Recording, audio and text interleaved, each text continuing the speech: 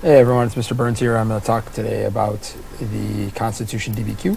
We're going to look at some of the information involving the documents and the background essay questions that maybe this will support you a little bit if you're struggling, if you're working at home, working on your own, don't have access to and ask me a question about the directions or about the content.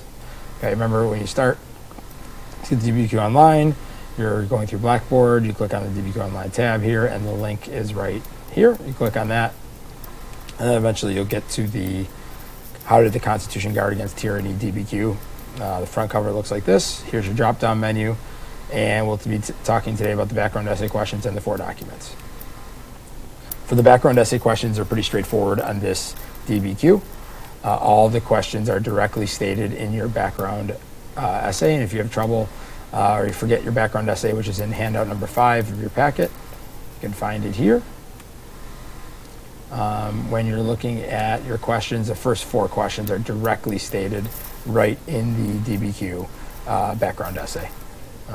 Just find them there, and then these 4 terms, which are highlighted on the background essay, are located there, and you just have to define them in your own words, and then you are set with that section. There's a little timeline at the bottom as well. Okay, and then when you get into the documents, we'll do the bucketing together.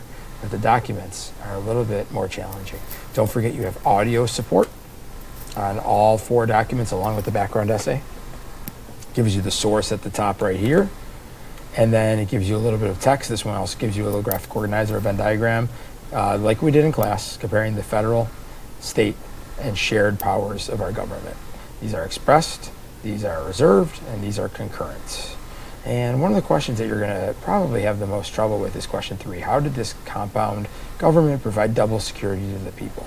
So don't forget that our government, I'm going to highlight this text here, our government is divided into different sections that make it a federal government, but also different sections that make it into 3 branches, separation of powers. And that's kind of your double security there that Madison's talking about. Question 4. You're going to notice maybe a little pattern between some of these, especially those of you who have visited other states or lived in other states. Think about these different things and what they have in common. Maybe more localized, I don't know.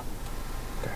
Question 5, on the last question on every document, is going to really help you with your essay response. This is going to be the argument or the analysis section of your body paragraphs. If you answer this question here 1 or 2 sentences fully, you don't really need to put as much work in on when you get to your essay. You have the answer right here in front of you.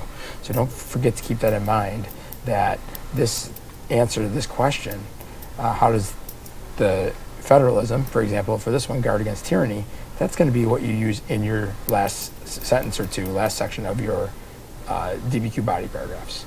All right, document B, also audio support. Here we're talking about 3 branches of government, as you can see from this quote right here.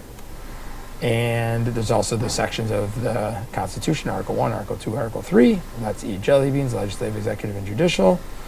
And when you're looking here, number 3, the primary job of each branch, you can get from your notes or that document. Number 4 is very similar to what we talked about with the hook exercise. So think about that. And then number 5, the same thing from document A, except it talks about separation of powers. And that's going to be the last sentence of your second body paragraph. All right, document C is on checks and balances, and again, there's audio support up here. So here's a nice quote from James Madison from the Federalist Paper 51.